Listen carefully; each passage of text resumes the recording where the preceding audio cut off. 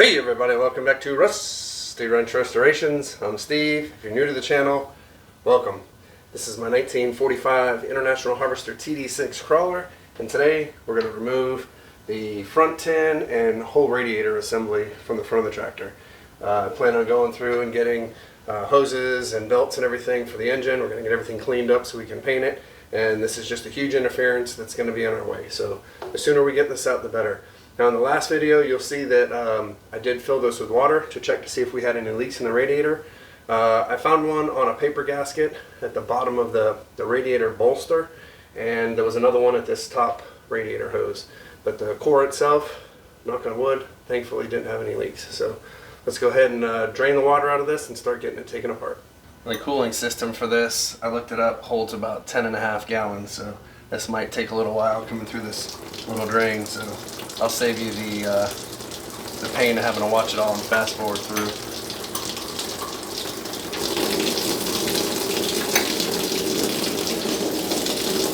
In the meantime, while we're waiting for that to drain, I'm going to go ahead and remove all this nasty wiring because there's nothing at all salvageable. I'm sure there's companies online like Broman. They're really good wiring harness companies that have a complete set, everything we need for this. But I'm just going to make my own. That's just how I roll. And like I said, I'm just going to cut all this stuff out. There's no point trying to see where this stuff goes. Some of this stuff might not even be original or how it's supposed to be wired. So we'll just cut it all out. I'll look at the wiring diagram and we'll just put a new one in when the time comes. We got wires for the dash light. We got wires for the oil pressure switch. And that's just going to be lighting, I believe. Obviously there's wiring here for the ignition switch.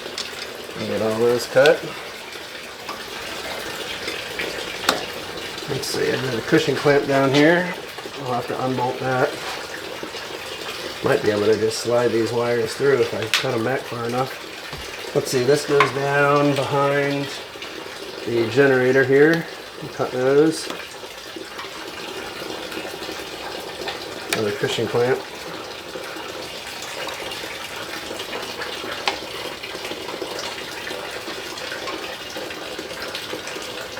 And a lot of these aftermarket companies like Broman offer new style wiring harnesses with the rubber coating, or they also offer the old style with the cloth coated wiring, which is kind of nice if you're trying to go for that original look.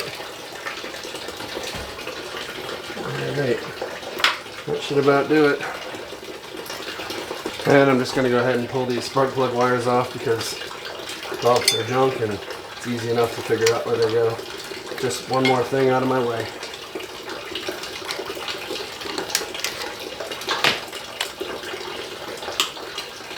So I just removed the voltage regulator there from the front, and our radiator is about done draining, so I'll go ahead and shut that petcock and dump out this water.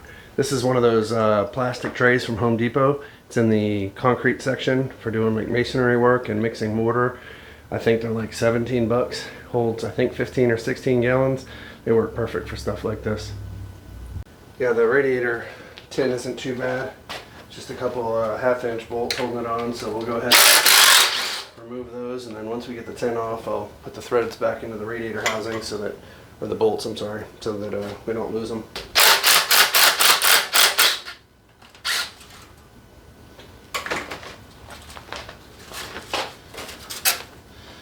Oh yeah. Get the dents and dings out of this and clean out all this debris that's in here. This is the stuff that kills radiators. Like I said, it just holds that moisture and rots everything out, but fortunately we got lucky with this one. And when it comes to radiators like this, I think a lot of Farmalls are designed this way. I know I've just restored a few Farmall Cubs and they were the same. You have this bottom cast bolster and then the top cast part, and then the radiator core is separate, so you can see there's bolts that go down through here. The problem is they've had so much rot and rust, there's no way I'll ever get those out. I know on the Cub there's a gasket that goes in between the core and the bolster. Hope I'm saying that right. Bolster. Anyway, there's a gasket that goes between there, and then there's metal plates that go on top to actually sandwich and squeeze the thin radiator pieces in here. This one's not leaking, so I'm not going to mess with it because I don't know if I'll be able to get those parts if needed, and I might not get it sealed back up. You know, this machine isn't like a typical car or truck where you can just take the whole radiator in and out. I mean, this radiator is part of the body and frame of this thing, so once it's compromised, again, this IH stuff is new to me. I don't know how easy it's going to be. From what I've seen, it's not going to be easy at all, and when you do get it, it's going to be very expensive. So I'm going to basically remove this whole thing in one piece. I'm sure I'm going to have to get either a floor jack under here or my engine hoist, because this thing is solid. But it's got to come off, and I don't want to disrupt the integrity of this radiator. I can only imagine once I start cleaning up, I'll probably start having problems anyway, but we'll just cross that bridge when we get to it. So from what I can see, it looks like there's 4 big bolts on each side that hold this radiator assembly onto the frame. Obviously there's a lower coolant hose that's got to get unbolted, and then the upper hose going into the thermostat area, that's got to get unbolted, and we'll kind of go from there. I'm not too worried about this fan shroud. We can get that afterwards, but it's looking like basically the upper and lower radiator hoses, and then 4 bolts on each side. I think there's 4 over here as well. Well, there's only 2. There's supposed to be 4. And being as I'm replacing these, sometimes if you can at least get a screwdriver under it enough, you can bend it up, get some wire cutters, and just cut that band. Save you a lot of hassle right there. Oh, terrible. That's the upper one. Let's see if I can get the bolts off this lower one here. Alright, I'm definitely playing with danger here. I was able to get that bolt out with my impact, and I've got it stuck behind with some extensions, and hoping we can get this one out without snapping it.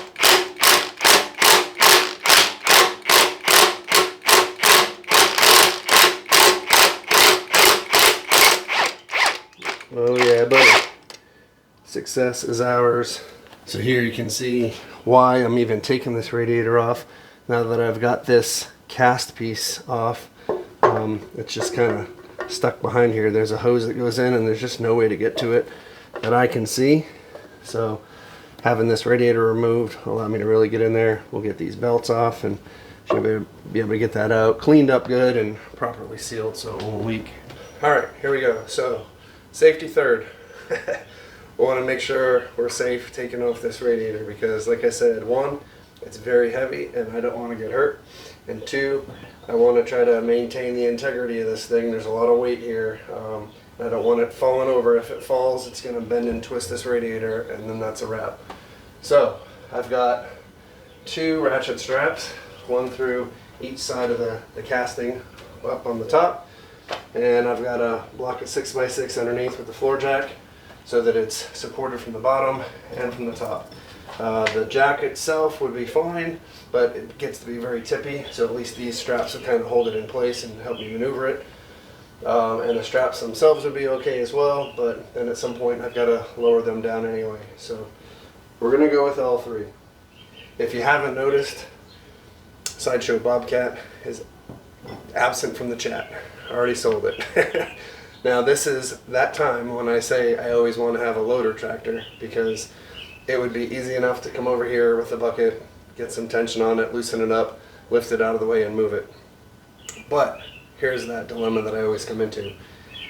Sideshow Bobcat, which was my Bobcat 371 skid steer, once I drove it up here and hooked onto this and had the bucket up, I'm basically trapped inside the cage of it. There isn't really any safe way to me to get out. You definitely don't want to be getting out of a skid steer with a suspended load. So you kind of need to have 2 people. I don't have 2 people all the time, it's just me. So skid steer doesn't work out too well. Sideshow, or Bozo, also would be very beneficial for this, because I could drive up and, you know, hook on with the bucket. I could easily get on and off. The problem is the length of that thing. I'd have to back out, turn around, and that's always been my dilemma between a skid steer and a loader tractor of what's going to be best for me here. I think I have a new solution. We'll talk about that in an upcoming video, but I think I have an idea of how I can utilize a piece of machinery to help me move this stuff around, not get stuck in a cab, be able to maneuver in a small space and whatnot. So that's a rabbit hole I'm starting to go down that I don't need to. So let's get back to this. Let's get the radiator off. We're supported in 3 spots. I think we should be good. Be careful of your toes. Hopefully these 4 bolts on each side will come out pretty easy. And we'll go from there. Now that I've said easy, it won't be.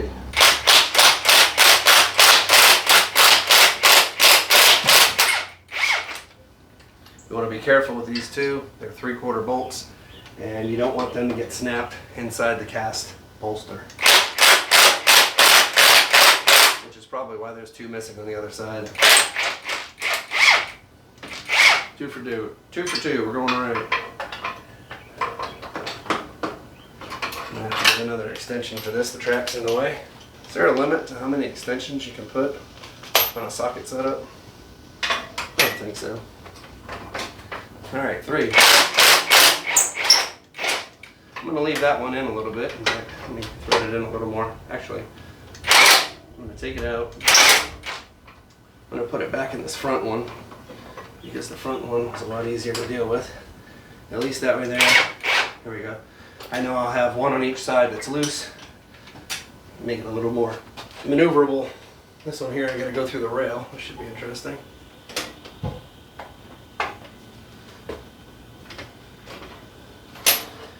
That's not going to work. There we go.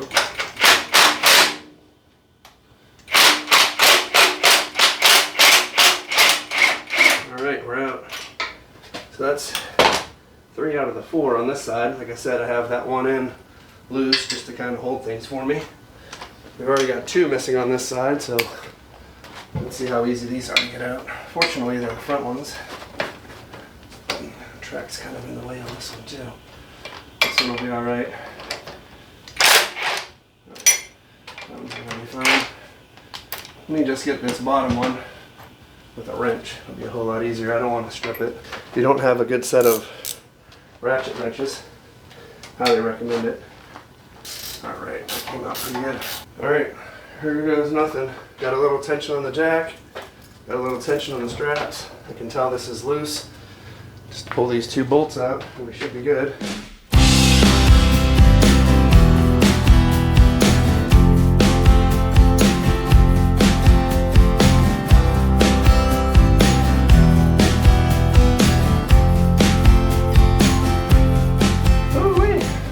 So I googled it. The radiator itself, the core, is like 60 pounds. But the cast upper, lower, and the 2 side frames with the core empty is about 180 pounds. And I believe it. That is no joke. But now that it's off, besides cleaning, I also have better access to the drain valve so I can ensure that's properly cleaned. Any of the holes for the bolts for the tin work, I can go ahead and tap those out, clean them out, make sure they're good. And just like I said, do a real good cleaning on here to get any of the dirt and debris out so that I don't have continual corrosion and rot of the metal that's in there. So we'll get it cleaned up real good, primered, painted, and I'm hoping it's good to go. Right now we don't have any leaks, and I'm hoping it stays that way. I want to leave that just like that. I don't want to mess with it any more than I have to, and hopefully it'll go in easier than it came out. So here you can see that lower water line. This is our radiator line for the, well, it's for the water. This is where that paper gasket was leaking yesterday. And it's got a cast piece that goes all the way over, and then it goes vertical behind the fan here. And yeah, it would be hard to get that hose out with the radiator still in there. So we'll try to pull those bolts now and see how that goes. While we're in here, we're going to remove the belt for the generator and also the fan belt. We'll replace those and put new ones in. We'll get this all cleaned up. I'm sure there's some oil fittings in here or clutches or whatever, so we'll get that all taken care of. So we've got 2 small 3/8 bolts here for this hose assembly. We'll go ahead and pull those out. Those came apart all right. And I should be able to just grab this hose and kind of start to manhandle it and pull it out. I'm sure it's all rotted anyway. It'd probably be easier if I didn't have the fan belt on here. We need to replace that as well, so I'll probably just cut that off.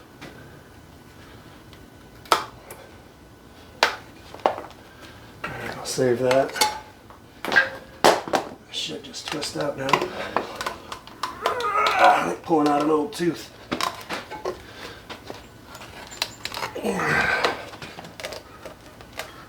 Oh, there we go.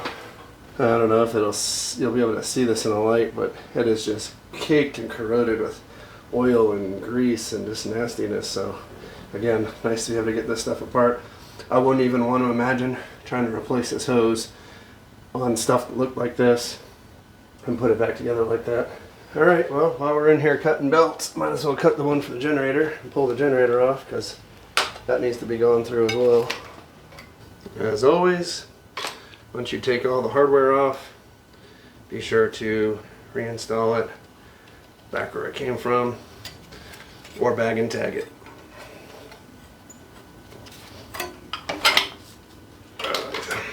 Alright, we've got another deteriorated hose in here. Looks like it's going from the water pump up to, I'm assuming there's a thermostat in here, but that's got to come out. And we'll go ahead and remove this thermostat housing as well. And I think the easiest way to get this hose out is going to be just to remove this housing, like I was going to do anyway. Kind of note to self, when I get the new hose cut to that size, I'm going to have to put that on with this housing and then bolt it in. I don't think there's really, it's so short in there, there's really no way to get that hose to collapse to go in. So I'll just put it on the same time we do this housing. Alright, bolts are off. This should pop free. There we go. Yep, definitely thermostat housing, and probably won't be able to see that on camera, but I'm glad I took that apart because that definitely needs some love. And as far as these hoses, like this was the one that got tore off on the top. Still save this because it's a good indication of roughly how long the hose is going to be. So sometimes they're really hard to get off. It's just easier to slice down the side, get in there with a screwdriver if you need to, whatever. But you can always measure the outside diameter of the piping segments, but you want to try to keep this intact to try to know what the length is. So I'll just use this to kind of chisel down the edge of the cast piece. There we go. Peel that off, and we'll save that for reference of length.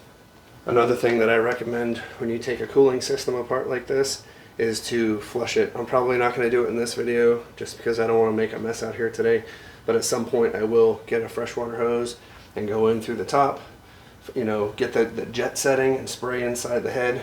That'll help get rid of any of the rust deposits, debris, scale, or anything that's in there. So flush from the top down and from the bottom up. Get in through your water pump area. This seems okay. Doesn't seem loose or anything, so hopefully we're good with the water pump. But anyway, yeah, just get the block flushed out. Remember, there's the drain over here on the side. You can open that up. There might even be one over here. I haven't seen one, but anyway, just good to get some good fresh water blown through here to get out any sediment or debris that may have built up over time. Alright, well, as you can hear, it started raining out. Kind of hard to film. It's a metal roof, so you're not going to hear much. But it's good to get the radiator off, the thermostat, the belts, the generator, just slowly picking at this thing, getting things apart. I think next I'm going to start working on trying to get this dash or firewall removed, and then kind of cleaning up a lot of the junk.